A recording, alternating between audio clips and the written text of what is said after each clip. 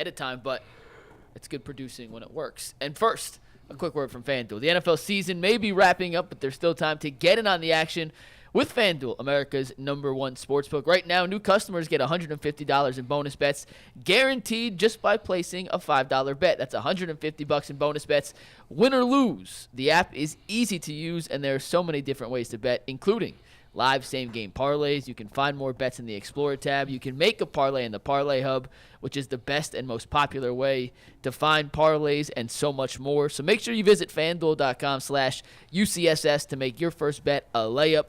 FanDuel, an official partner of the NFL.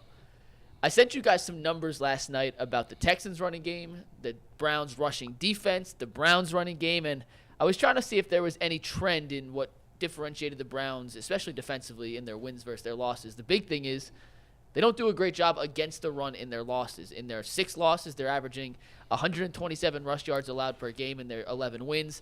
That number drops to 93. The Texans' running game has been better of late since Devin Singletary took over, but the Browns are also coming off their most successful rushing attack against the Jets. I don't count the Bengals game. Go back to the Jets. Jerome Ford, Kareem Hunt, both looked effective. So I guess the question for you guys is, which offense, Houston or Cleveland, needs a more balanced attack to have sustained success in this wild card round? I think it's definitely Houston because the Browns' defense is a lot better. I mean, yes, I would argue that Houston's passing game is probably a little better than Cleveland's, but the Browns' defense is top-notch across the board, running game and passing game. I know there was a little lull there in the middle of the season where they weren't stopping the run as well. I just think that was injuries piled up a little bit at that point. Myles Garrett was at his lowest point in terms of health-wise, and they were a little banged up, and they went through a stretch. But for the most part, their defense has played very well, both the run and the pass. So if the Texans become predictable, they're in a bad way. We've seen the Texans' defense isn't very good. It's okay. It's not. And plus, by the way, we talked about all the Browns injuries. Now, I know a lot of these guys are going to play, but keep this in mind. The entire Texans starting defensive line did not practice yesterday. All 4 starters did not practice. Now, I think all 4 are going to play, but all 4 are banged up, obviously. So that's a factor that none of them, and plus, in fact, their third defensive end, Jerry Hughes, the veteran, used to be on Buffalo, he didn't practice either. So their top 5 defensive linemen didn't practice. I think that a lot of teams, though, Bull, are looking at the Saturday games in particular. Tuesday is the normal off day, and because the schedule is moved up. Right. But I think a lot of coaches still honored that and said, look, everybody could use a rest. Maybe so. If you're nursing a ding, you're gonna take a seat on Tuesday and go through your regular work week. The point is they're dinged up on that line. I'm not saying they're not going to play. No, they're probably going to play. But, like you said earlier, it's January. We're all hurt. Yeah. Everybody's carrying something. But any little bit of an edge you can get. I just think in the end, the Texans defense is not that good. And the Browns have not really been that balanced. Now, I thought they were balanced against the Jets. Yeah. But for the most part, they haven't been a very balanced offense under Joe Flacco, and yet it has worked. I think against Houston, because their defense is not very good, they don't have to be balanced. We'd like them to be, but I think they have a better chance of winning not being balanced than the Texans do.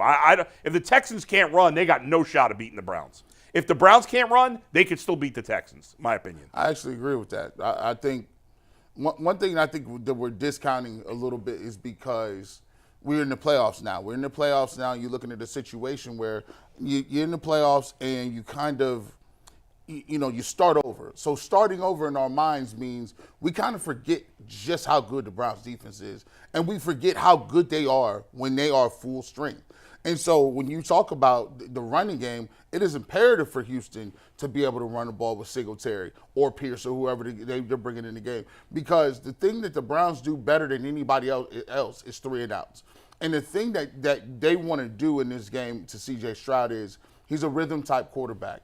So he wants to string together some plays. He wants to be able to take his deep shots. He wants to be able to stay on schedule. Good luck doing that against the Cleveland Browns on 3rd and 10 or 3rd and 11. Any holding penalties, false starts, any of those things are going to put you behind the sticks. I think they have to run the ball. They have to stay and be consistent with running the ball and keeping a threat. That's why if you ask me what is what is the prescription for the Browns winning this football game, it's getting out scoring points early in the game, getting out to maybe a 17-3, 14-3 type game, and then let that defense know, hey, look, you got to move the distance of the field. You're going to have to overcome this pass rush. And I know C.J. Stroud is cool, calm, and collected, but you're just going to be cool, calm, and collected getting off the turf. There's a difference between being comfortable and being effective.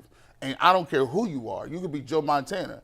If you getting hit and you don't know where the blitz is coming from and you can consistently get pressure, any quarterback is susceptible to turnovers or poor play.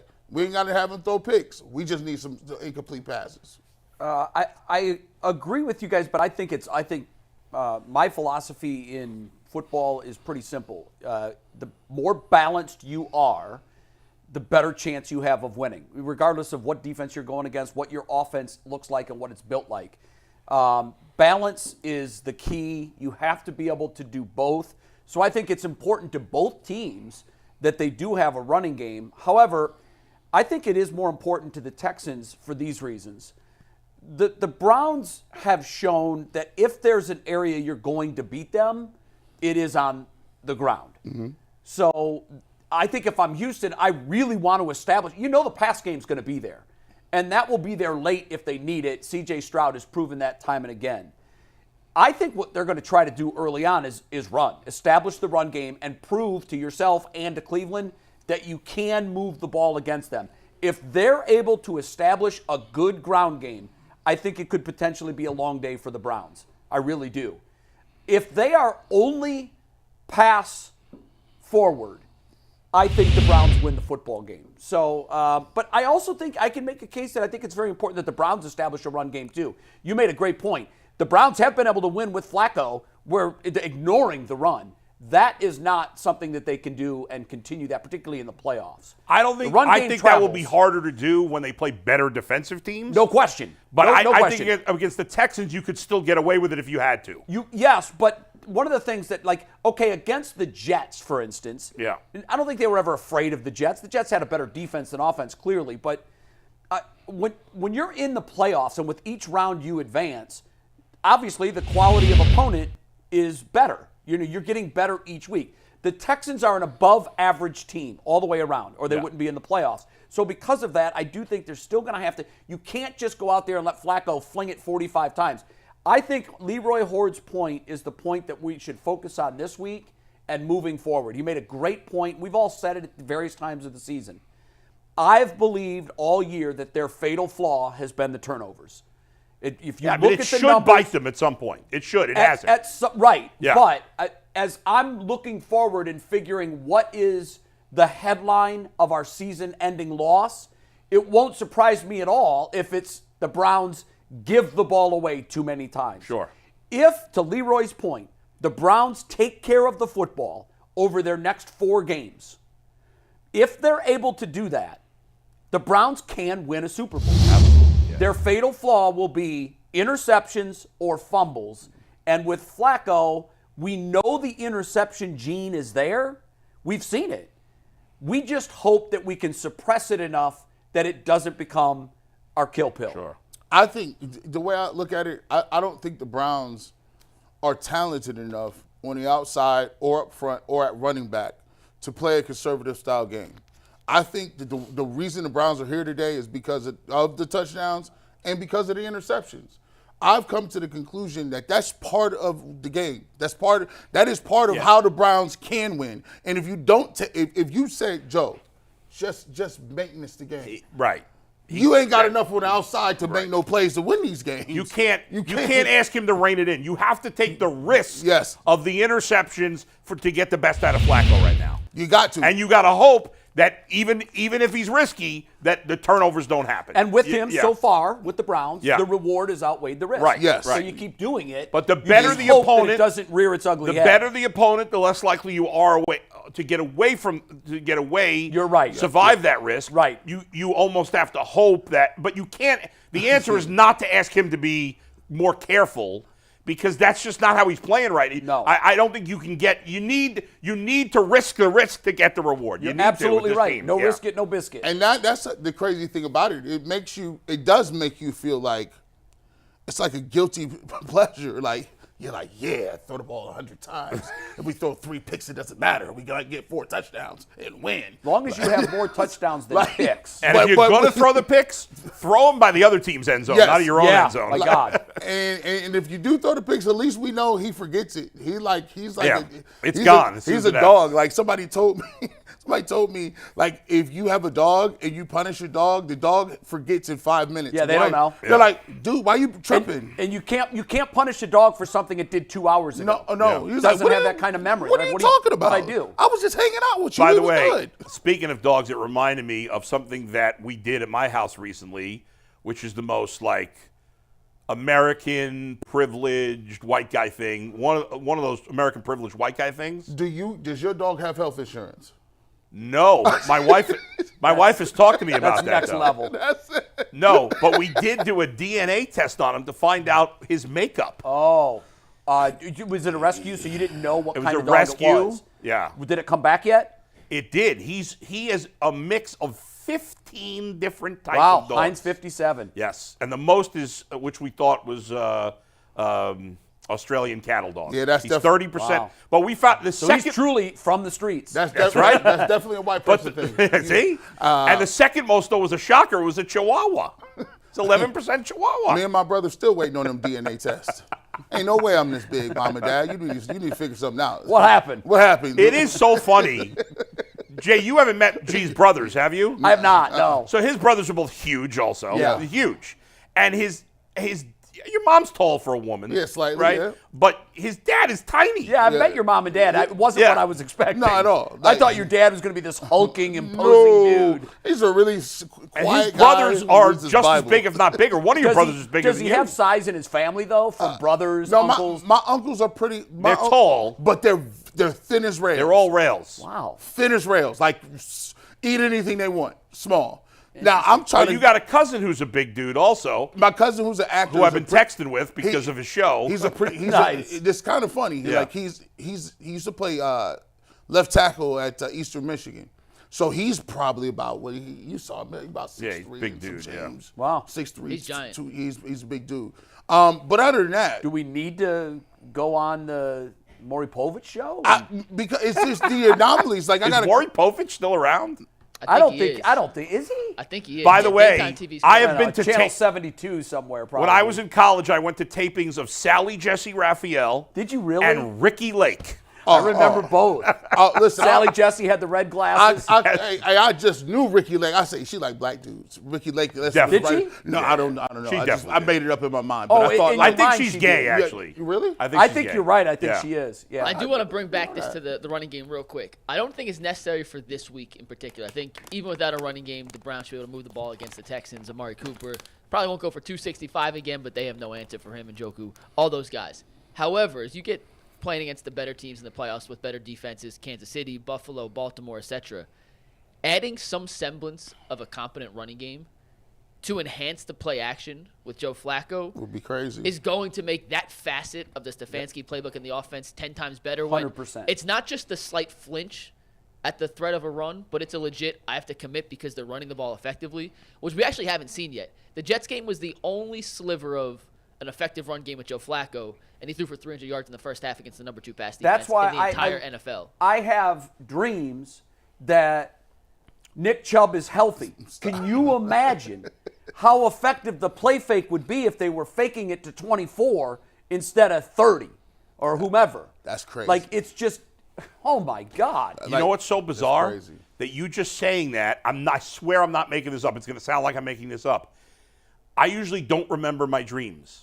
But I had a dream about Nick Chubb last night, and I forgot about it until you said it. Really? He invited me over to his house, and we were discussing how we were going to get him ready to play for the playoffs. I totally forgot about it until you said I have dreams of Nick That's Chubb. crazy. And it reminded me of it. I swear to you, I'm not making this up. I just forgot Did about you it. get until him Jay back said on that. the field? We were I woke up, but we were working. He and I were coming up with a plan Now that is a great to dream. get him on the field for the Nick playoffs. Chubb, Yeah, I have the of same all I have the same medical thought that you had. professionals, Comes he to can me. go to visit. Was it He physical? comes to the Bulls' house. Knock, knock, No, knock. I knock. went to his house. Oh, He you- invited me over. Did you have physical therapy or something? I have nothing. I have no medical No training clothes? whatsoever. I'm completely And unqualified. he just said, "Bull, He needs me. I've been thinking about who I need to reach out to get me healthy." Yeah. And your name came up. How That's do I it. get on the damn field That's Saturday? it. He said, I need you. I said, I'm there, Nick. Bull I'm was- coming, buddy. He told him, "Do you need to release some stress, Nick?" No, come on, man. Now stop it. Stop it. Whoa! By the way, apparently, I I was actually thinking this in the chat. I was thinking the same thing, man. He that's was like, I had a dream about Nick inappropriate. Chubb last Inappropriate. night. Nick Chubb is not inappropriate. You almost died as You guys Leroy are. said eating pie, okay? Yeah, Let's that's true. bring back the level of Crazy. appropriateness. That's true. By the way, That Nick, was I actually crazy. know this will sound palsy too, and I'm not going to say where, but I actually know where Nick lives because I'm not going to say how because a friend of a friend, but apparently he's the best neighbor, Yes, I do too know friendly someone that. to all his fellow building people. Yep, and you'd never know that he was a professional football Never. player. There's no parties. There's No. no nothing. Yeah, it's.